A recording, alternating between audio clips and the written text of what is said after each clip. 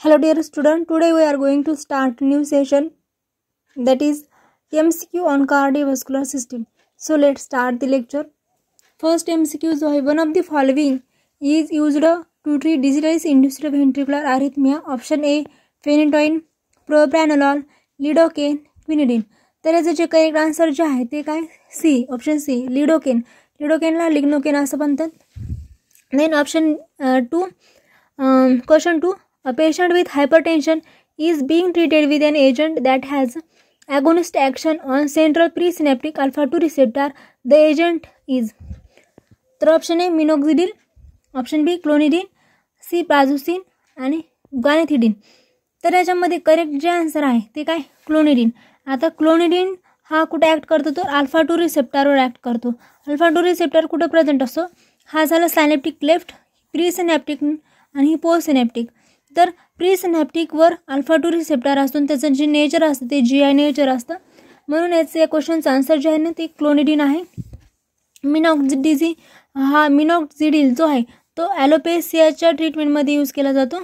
ॲलोपेसिया म्हणजे केस नसणे, म्हणजे याचा जो मिनोक्सिडिल जो आहे त्याचा ॲडवर्स इफेक्ट होता की तिथे हेअर ग्रोथ होते.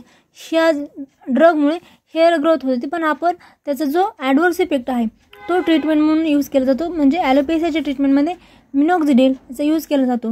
देन प्राझोसिन, जोसिन म्हणजे अल्फा-1 रिसेप्टरवर ॲक्ट करतो हा प्राझोसिन.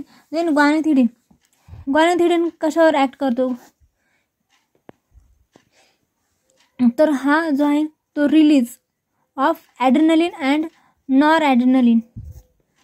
हा ॲड्रेनलिन आणि नॉर ॲड्रेनलिन जे आहेत हे काय, ते न्यूरो ट्रान्समिटर आहे, त्यांच्या रिलीजवर ॲक्ट करणार काय, guanethidine. Then question number 3, each of the following antiarrhythmic agent matched with an appropriate undesirable effect except विचारलं इथं. एक्सेप्ट तर काय, bretylium, orthostatic hypotension, quinidine, cinchonism, lidocaine, systemic lupus erythematosus, disopyramide, prominent anticholinergic effect. तर question 3 काय म्हणतो, ही drug आहेत आणि हे त्यांचा ॲडवर्स इफेक्ट आहे. तर आपल्याला करेक्ट मॅच कोणती नाही हे ओळखायचं आहे. तर याचं जे करेक्ट आन्सर आहे ते ऑप्शन ए ब्रिटिलियम हे आहे. ब्रिटिलियम काय म्हणते, ऑर्थोस्टॅटिक हायपोटेन्शन हा नाही, कारण क्विनिडिन सिन्कोनिझम कॉज करतो, lidocaine systemic lupus erythematosus cause करतो, डिसोपॅरामाइड हा प्रॉमिनंट अँटीकोलिनर्जिक इफेक्ट दाखवतो. Then phase 1 of cardiac action potential is called.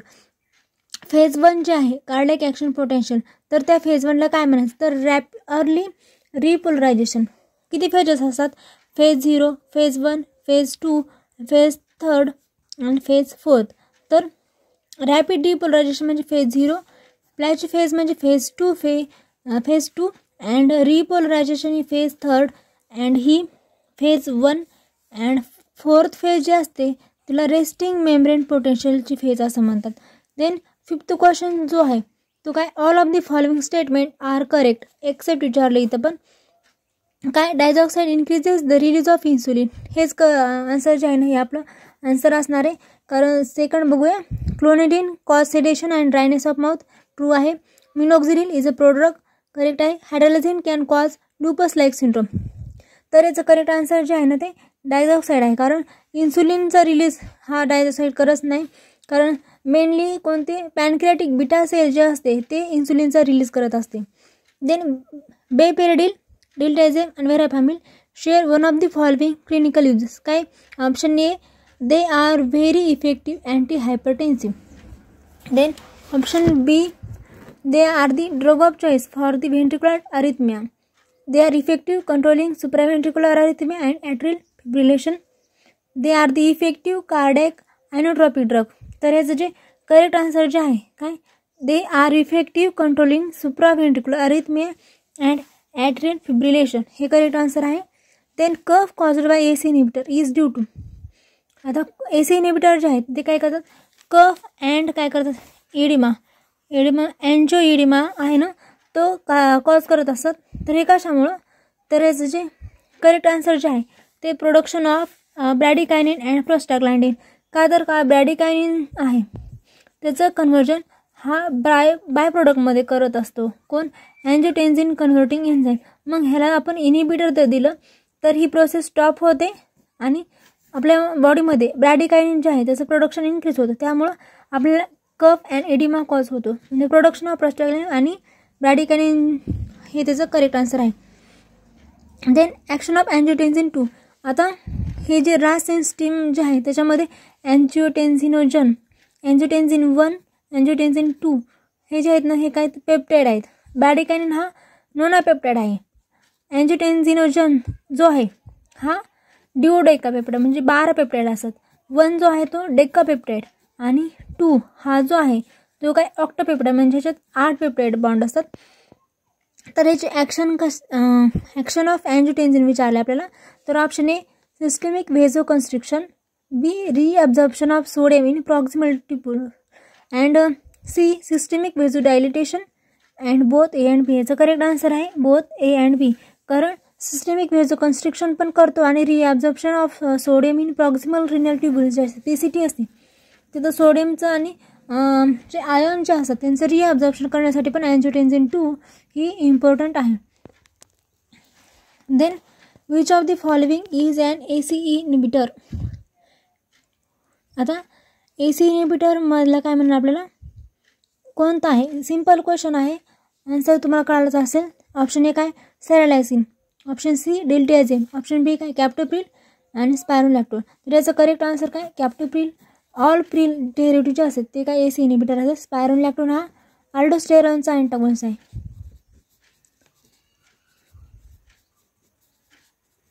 आणि याचा यूज कुठं केला जातो डायरेटिक्समध्ये याचा यूज केला जातो स्पायरोलॅक्टोनचा. कशावर ॲक्ट करतो हा स्पायरोलॅक्टोन, तर हा काय लो सेलिंग डायरेटिक्स जे आहेत ना त्या क्लासिफिकेशनमध्ये आहे स्पायरोलॅक्टोन. देन 10th क्वेश्चन काय quinidine toxicity causes.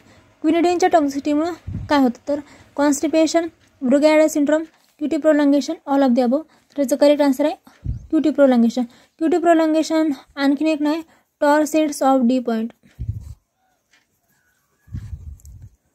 Cutie prolongation म्हणजे torsades of de pointes. Then mechanism of action of cardiac glycoside is. Cardiac glycoside कोणाचा यूज केला जातो डिगॉक्झिन. CHF मध्ये आहे त्याची मेकॅनिझम. तर हा जो काय करतो तरी इनिबिशन ऑफ ऑप्शन एक आहे inhibition of sodium and chloride नाही, inhibition of sodium potassium something, inhibition of potassium हे पण नाही आणि इनिबिशन ऑफ H+K+. हे काय कोण करतं प्रोटॉन पंप इनिबिटर म्हणजे जे झोलवाले डेरिव्हेटिव्ह पॅन्टोप्राझोल, ओमेप्राझोल हे आहेत ना ते काय करतात इनिबिशन ऑफ H+K+ पोटॅशियम म्हणजे H+K+ हा पंप जो आहे त्याला इनिबिशन करण्याचं काम हे प्रोटॉन पंप इनिबिटर करतात. म्हणजे ह्याचं जे करेक्ट आन्सर जे आहे ते काय inhibition of sodium and potassium channel. Then question number 12 which of the following class of drug not used as anti disarrhythmia. Not म्हणलं इथं नॉट एक्सेप्टला जास्त म्हणजे लक्षात ठेवायचं. गडबडीमध्ये वाचत जातं लक्षात राहत नाही की काय विचारले ते, त्यामुळं आपलं आन्सर सगळं पूर्ण चुकून जातं. देन ऑप्शन एक आहे डायहायड्रोपायरिमिडिन, ऑप्शन बी फिनाइलअल्किलामाइन, ऑप्शन सी बेन्झोथायझेपाइन आणि ऑप्शन डी बेन्झोडायझेपाइन. आता ह्याच्यामध्ये हे तर दोन्ही पण अक्षर जे ऑप्शन आहेत वेगवेगळे आहेत इथे सिमिलर बघा बेन्झोथायझेपाइन, बेन्झोडायझेपाइन. तर याचं जे करेक्ट आन्सर जे आहे ते सी आहे benzothiazepine. Not used as a anti disarrhythmia. डिसअरिथमियामध्ये याचा यूज करायला. बेन्झोडायझेपाइनमध्ये कोणतं आहे तर डिल्टियाझिम आणि फिनाइलअल्किलामाइन कोण आहे व्हेरापामिल. हे काय तर दोन्ही पण कॅल्शियम चॅनल ब्लॉकर आहे आणि अरिथमियामध्ये ह्यांचा यूज केला जातो. देन निकोरॉन्डिल. निकोरॉन्डिल काय आहे तर हा potassium channel opener, calcium channel opener, sodium pump inhibitor and option D an effective anti arrhythmic agent. तर निकोरॉन्डिल हा काय पोटॅशियम चॅनल ओपनर आहे. आणि कसं लक्षात ठेवायचं बघा निकोरॉन्डिल निको असं लिहायचं. आता KO म्हणजे के म्हणजे काय पोटॅशियम आणि ओ म्हणजे काय ओपनर पोटॅशियम चॅनल ओपनर. आणखीन एक ड्रग आहे मिनॉक्झिडिल हा पण काय हायड्रोलाझिन हे पण काय पोटॅशियम चॅनल ओपनर आहेत. Then question number 14 pulmonary hypertension is treated with captopril, valsartan, sildenafil आणि क्लोपिडोग्रिल. तर हा काय ACE इनिबिटर आहे, हा अँजिओटेन्सिन रिसेप्टर ब्लॉकर आहे, हा सिल्डेनाफिल फॉस्फोडायस्टरेज 3 ला इनिबिट करतो आणि क्लोपिडोग्रिल हा अँटीप्लेटलेट ड्रग आहे.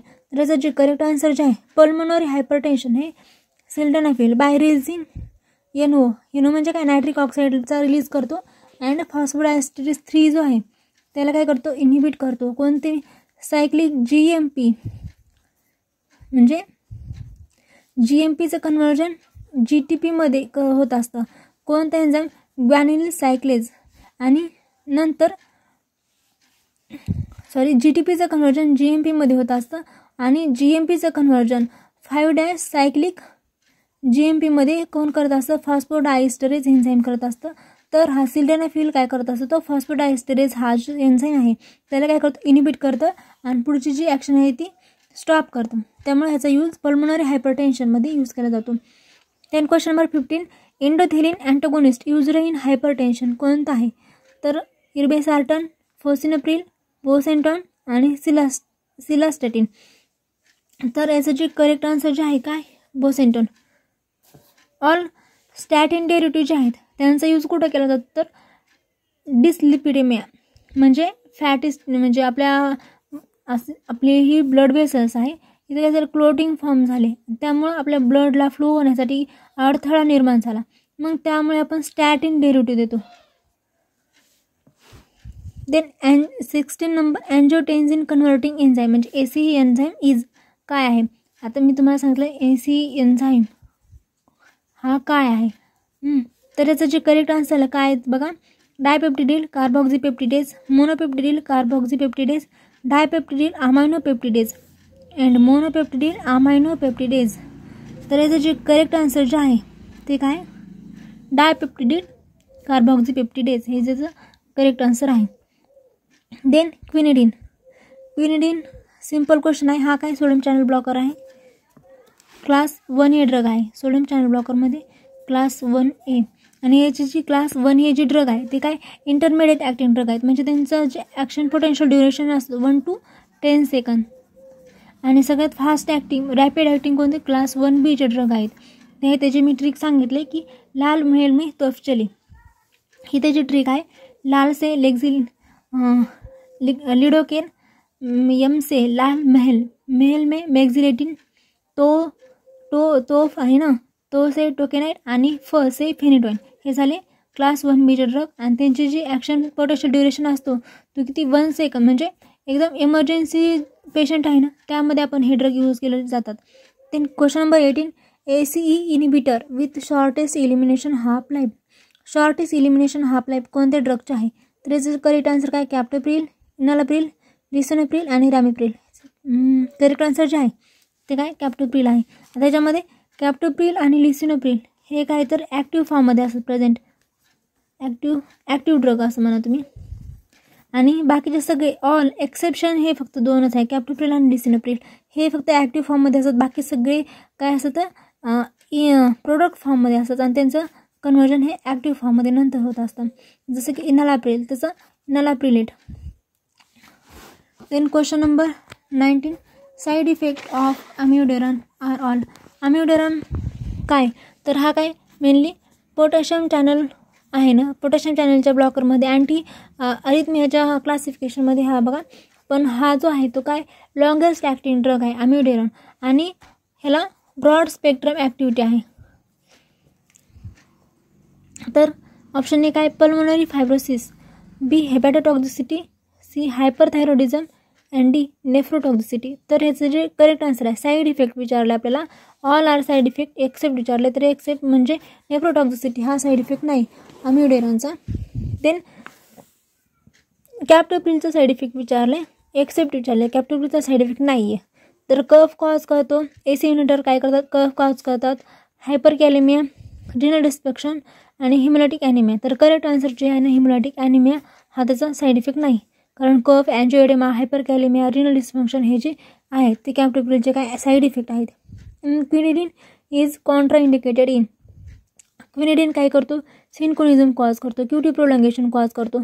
तर याचं जे करेक्ट आन्सर जे आहे कशामध्ये कॉन्ट्राइंडिकेट आहे तर डिगॉक्झिनच्या टॉक्सिसिटीमध्ये हा काय तर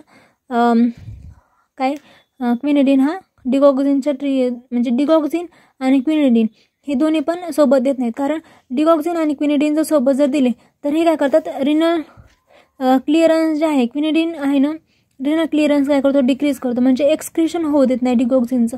आणि क्विनिडिन आणि हे काय करतात, अल्टर करतात. प्रोटीन बाइंडिंग साईट आहे ना ती काय करतात, डिस्प्लेस करतात.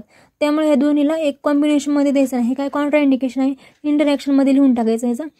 Then question number 22, digitalis toxicity produces the following changes काय इन ECG एक्सेप्ट विचारले, inverted T wave, then prolonged QT interval, ST depression and prolonged PR interval. तर ह्याचं जे करेक्ट आन्सर जे आहे ना ते प्रोलॉंग्ड QT इंटरवल. हे कधीच नसतं प्रोलॉंग्ड QT.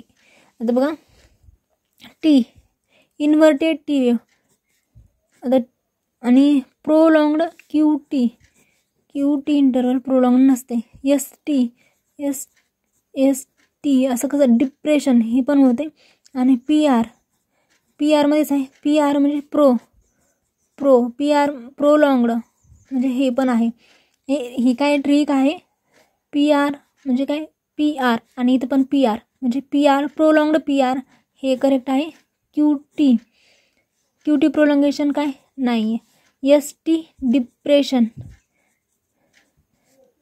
डीप ST जे आहे ST असं डीपली आपण बोलतो ST. आणि इन्व्हर्टेडमधला हा आय जो आहे तो त्याचा T आणि हा T. मग इन्व्हर्टेड टी वेव्ह ही पण होते, ST डिप्रेशन पण होते, PR प्रोलॉंगेशन पण होते, फक्त QTचं प्रोलॉंगेशन होत नाही. म्हणजे ह्याचं जे करेक्ट आन्सर जे आहे ना ते option B prolonged QT interval हे जे ऑप्शन आहे ते एक्सेप्शन आहे. Question number 23, ECG changes in digitalis except विचारले. त्याचं पण दोन्ही पण क्वेश्चन सेमच आहेत. ह्याचं पण आन्सर काय increase in T wave amplitude हे जे आहे ना ते आन्सर करेक्ट आहे. Then which of the following anti arrhythmic agent has the longest duration of action. याचा आन्सर मी अगोदर सांगितले. अमिओडेरन हा काय ब्रॉड स्पेक्ट्रम ॲक्टिव्हिटी आहे म्हणजे हा लॉंगेस्ट ॲक्टिंग ड्रग आहे. आणि डिजिटॅलिस कॉज ऑल एक्सेप्ट विचारले इथं पण. तर डिजिटॅलिस काय कॉज करत नाही. हार्ट ब्लॉक, प्रॉक्सिमल सुप्राव्हेंट्रिक्युलर टॅकिकार्डिया, ब्रॅडिकार्डिया कॉज करते. ॲट्रियल फ्लटर हे करेक्ट आन्सर आहे. डिजिटॅलिस ॲट्रियल फ्लटर कॉज करत नाही. हे झाले 25 MCQ on the cardiovascular system. So thank you so much. तुम्हाला माझा व्हिडिओ कसा वाटला ते नक्कीच कमेंटमध्ये मला सांगा. And like, share and subscribe channel. So thank you so much.